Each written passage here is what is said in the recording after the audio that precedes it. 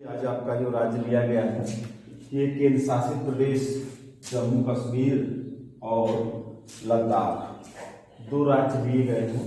तो सबसे पहले यहाँ पे जम्मू कश्मीर के बारे में देख लेते हैं। तो पहले इसकी सीमा देख लीजिए। भारत के संदर्भ में इसकी जो सीमा है वो सीमा कुछ इस प्रकार की है। जैसे इसके ऊपर देखिए ये सब लद्दाख का क्षेत्र है।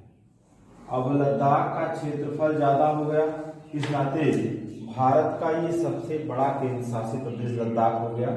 और जम्मू कश्मीर उसका ये निचला हिस्सा अर्थात दक्षिण पश्चिम वाला हिस्सा हो गया।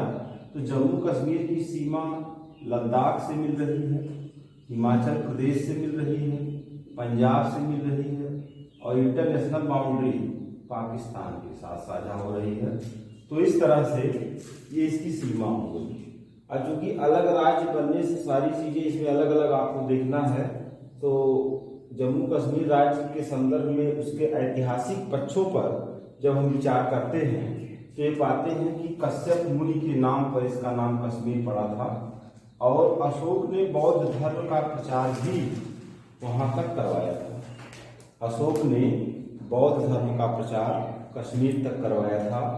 और इस चीज को भी आप जानते हैं कि इतिहास का जो प्रथम ऐतिहासिक ग्रंथ है कल्हड़ की राजतरंगणी, तो कल्हड़ की राजतरंगणी में भी कश्मीर देश के इतिहास का वर्णन मिलता है। इसके बाद फिर यहाँ जो शासक हुए हैं उसमें कारकोट वंश है, उत्पल वंश है, लोहार वंश है। तो ये अलग वंशों का शासन यहाँ पे आपको इसके पहले भी इतिहास वाले में हमने आपको बताया भी है। और इसके संस्थापक और उसके साथ साथ जो प्रमुख शासक हैं जिनका कुछ महत्वपूर्ण कार्य है वह परीक्षा की दृष्टि से उपयोगी होते हैं। इस्लाम धर्म यहाँ पे आया 13वीं शताब्दी में और 14वीं शताब्दी में। और मुगल के पश्चात महाराजा रणजीत सिंह का शासन यहाँ पे था। और स्वतंत्रता के समय जिस समय भारत स्वतंत्र हुआ उस समय यहाँ डोगरा शासकों का शासन था। और जो रियासत थी वो 26 अक्टूबर 1947 को महाराजा हरि सिंह ने एक विलय पत्र पर हस्ताक्षर किया, जिसके फलस्वरूप ये भारत का क्षेत्र बना। इसके बाद अभी आप जानते हैं कि 2 नवंबर 2019 को जम्मू एवं कश्मीर पुनर्गठन अधिनियम लागू हुआ 2019 में। और 31 अक्टूबर 2019 को 2 केंद्र शासित प्रदेशों का उद्भव हुआ जिसमें जम्मू कश्मीर है और लद्दाख है। इसके पहले जम्मू कश्मीर राज्य का संविधान 26 जनवरी 1957 से लागू हुआ था। ये अलग क्वेश्चन हो गया। और ये अधिनियम 2 नवंबर 2019 का है और इसी के परिणाम स्वरूप नया केंद्र शासित प्रदेश का निर्माण हुआ जिसमें जम्मू कश्मीर और लद्दाख है। फिर आप यहाँ देखेंगे कि इसकी भाषा, तो भाषा के संदर्भ में इसको देखेंगे तो यहाँ पे कश्मीरी भाषा है, डोगरी है, पंजाबी है, उर्दू है, लद्दाखी है, बाल्टी, पहाड़ी, गुजरी और दादरी भाषा। इतनी भाषाएं हैं यहाँ पे। और यहाँ का जो भौतिक विभाग है, फिजिकल कंडीशन है या भौतिक विभाजन है वो 3 रूपों में है। एक विभाजन कश्मीर घाटी का है क्योंकि ये बसाव वाली स्थिति है, यहाँ जनसंख्या निवास करती है। और शेष क्षेत्रों में पहाड़ी क्षेत्र और पर्वतीय क्षेत्र, अर्थात इस पूरे क्षेत्र को जम्मू कश्मीर को 3 भागों में विभाजित किया गया है। इसका क्षेत्रफल 53,258 वर्ग किलोमीटर है। राजधानी यहाँ श्रीनगर और जम्मू 2 राजधानियां हैं। अब जैसे शीतकालीन राजधानी है और ये ग्रीष्मकालीन राजधानी है। जिले लगभग 20 हैं। जनसंख्या यहाँ की 1,25,41,302 है। लिंगानुपात 1000 की जनसंख्या पर महिलाओं की संख्या 889 है। और जनसंख्या घनत्व प्रति वर्ग किलोमीटर 124 है। जनसंख्या की वृद्धि दर 2001 से 2011 के बीच में 23.6% है और साक्षरता दर 67.2% है। अब यहाँ देखिए कुछ यहाँ के जिले दिए गए हैं, जैसे मुजफ्फराबाद है, मुजफ्फराबाद के बाद फिर कुपवाड़ा है, बांदीपुर है, बारामूला है, गांदरबल है, श्रीनगर है, पुलवामा, अनंतनाग, किश्तवाड़, बड़गाम, कुलग्राम, रामबन, पुंछ, राजौरी, मीरपुर, रियासी, डोडा, उधमपुर, जम्मू, सांबा, कठुआ। तो ये जो जम्मू स्टेशन है यहाँ से लगभग 25 किलोमीटर की दूरी पर वैष्णो धाम है। और चूंकि ये जान लीजिए कि पंजाब के निकट ही है और ये सब जो सीमाएं हैं ये पाकिस्तान की सीमा से संबंधित ज़्यादा हो जाता है, इसी नाते यहाँ पर सेनाओं का सशक्त पहरा होता है। इसके साथ साथ फिर आप यहाँ देखेंगे कि यहाँ पर राष्ट्रीय उद्यान, सीमा तो पहले ही आपको बताई जा चुकी है कि जैसे लद्दाख है, फिर हिमाचल प्रदेश है, पंजाब है और इधर पाकिस्तान की सीमा। जब केंद्र शासित प्रदेश नहीं बना था तो जम्मू कश्मीर जो था वो द्विसदनीय था, अर्थात विधानसभा भी थी और विधान परिषद भी था। लेकिन वर्तमान में यहाँ विधानमंडल एक सदनीय है। विधानसभा की सीटें 87-2, 87 सीट जो है वो निर्वाचित है और 2 सीट जो है ये राज्यपाल द्वारा मनोनीत है। इसके बाद लोकसभा की 6 सीटें और राज्यसभा की 4 सीटें हैं। वन क्षेत्र यहाँ पर 21,122 वर्ग किलोमीटर क्षेत्र पर है। 21,122 वर्ग किलोमीटर पर क्षेत्रफल वन है।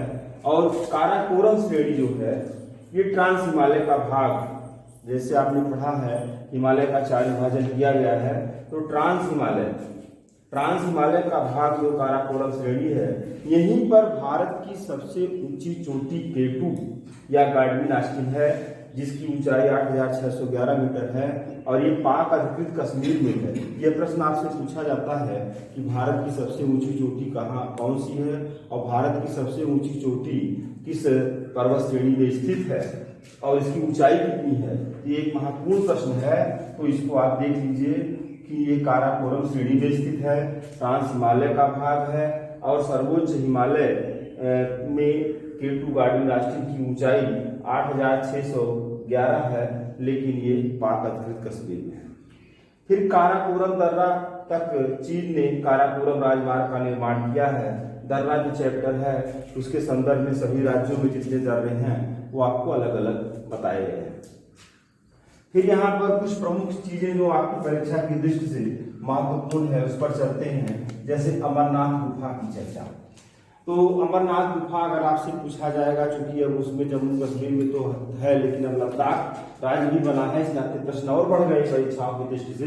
तो अमरनाथ गुफा बृहद हिमालय में स्थित पवित्र गुफा जो कि अनंतनाग जिले में स्थित है। चेनाब। अब सिंधु और उसकी सहायक नदियां जो हैं वो मुख्य रूप से लद्दाख और जम्मू कश्मीर की नदियों में जो सिंधु नदी है और उसकी सहायक नदी है, दक्षिणवर्ती सहायक नदी और वामवर्ती सहायक नदी, तमाम नदियां ऐसी हैं, लेकिन मुख्य सहायक नदियां इसकी सिंधु है, सिंधु की झेलम है, चेनाब है, रावी है, व्यास है, सतलज है। तो यहाँ पे मुख्य रूप से जैसे चेनाब है ये उत्तरी हिमाचल प्रदेश के लाहौल जिले से निकलती है जास्कर श्रेणी से। और चेनाब नदी पर 3 परियोजनाएं हैं जो कि आपसे पूछी जाती हैं, जिसमें सलाल परियोजना है, बगैहार परियोजना है और दुलहस्ती है। तो ये आपको याद करना है कि सलाल, बगैहार और दुलहस्ती ये चेनाब नदी पर स्थित है। इसके बाद फिर झेलम। तो जो शहर है झेलम पर भी यहाँ के कई शहर स्थित हैं और झेलम नदी का उद्गम अनंतनाग पहाड़ी है। और ये जो झेलम नदी है ये डल झील और बुलर झील से होकर इसका अपवाह तंत्र है। और झेलम नदी पर श्रीनगर शहर बसा हुआ है और उसके साथ साथ भारत पाक अंतर्राष्ट्रीय सीमा के सहारे होकर के कुछ दूरी तक ये प्रवाहित होती है।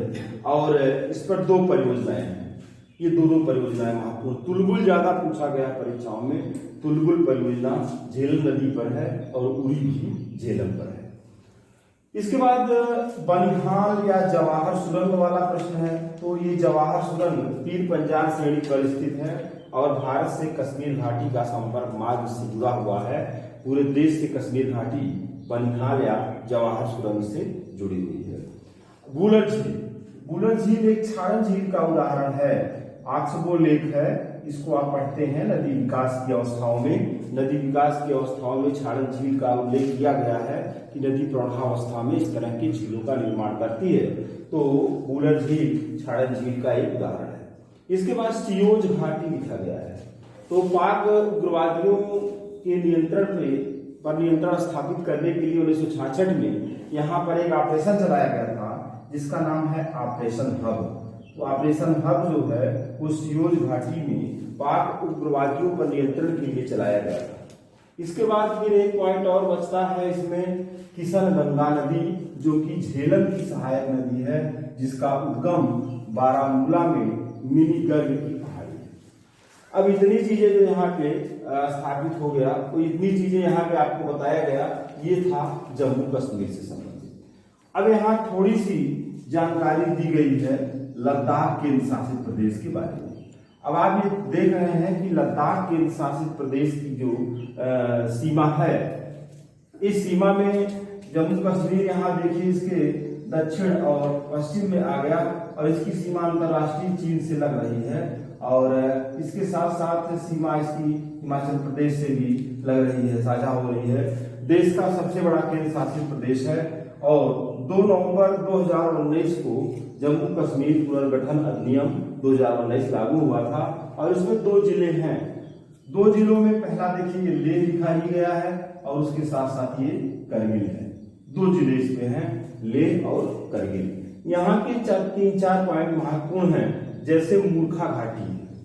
तो घाटी भी एक प्रश्न है, घाटी एक प्रश्न एक चैप्टर के रूप में घाटी है। देश में जितनी घाटियां हैं वो सब आपको पढ़ना है।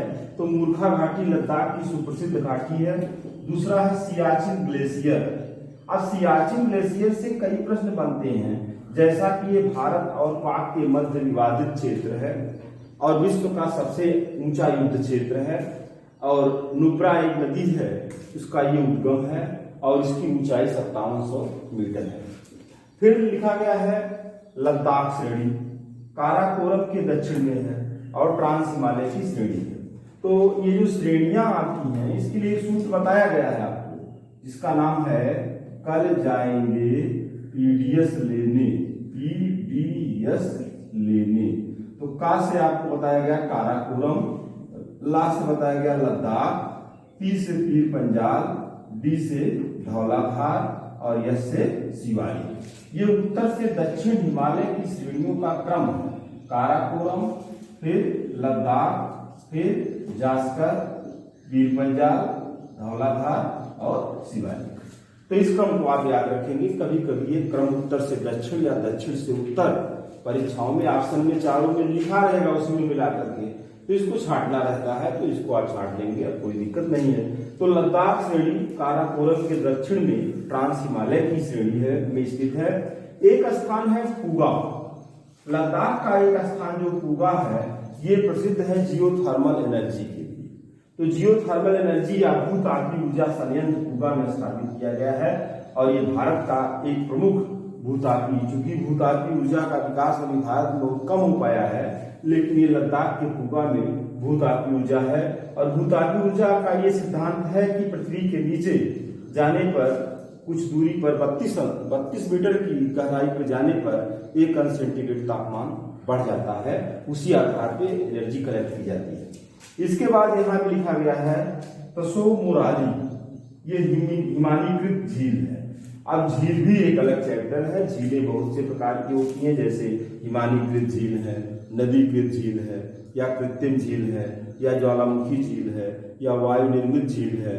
तो तमाम तरह की झील, या लैगून झील जिनका संबंध सागर से है, तो तमाम तरह की झीलों का अध्ययन आप करते हैं। तो उसी में कभी कभी ये पूछा जाता है कि झील किस राज्य में है, या ये पूछा जाएगा कि झील का निर्माण किस प्रक्रिया से हुआ है। तो कई तरह से उसमें आप ध्यान में रख करके याद करेंगे। तो ये हिमानीकृत झील है। और इन दोनों केंद्र शासित प्रदेशों का जो मुख्यालय है, उच्च न्यायालय है, ये जम्मू कश्मीर में स्थित है। दोनों राज्यों का साझा उच्च न्यायालय की स्थापना की गई है। तो इस तरह से आपने इस तरह से अध्ययन आज किया। और जैसे एक चीज और इसमें छूट रही थी, जैसे राष्ट्रीय उद्यान जम्मू कश्मीर में किश्तवाड़ है, दाचीगाम है, और सलीम अली है। और अभयारण्य भी दाचीगाम अभयारण्य भी है। और यहाँ के जो अभयारण्य है लद्दाख में, उसका नाम है लद्दाख चंगथांग, और है नूरचन, काराकोरम और टेनिस है। तो इसको आप ध्यान में रख करके देखेंगे और इसको देखने सुनने के लिए आपको बहुत बहुत धन्यवाद।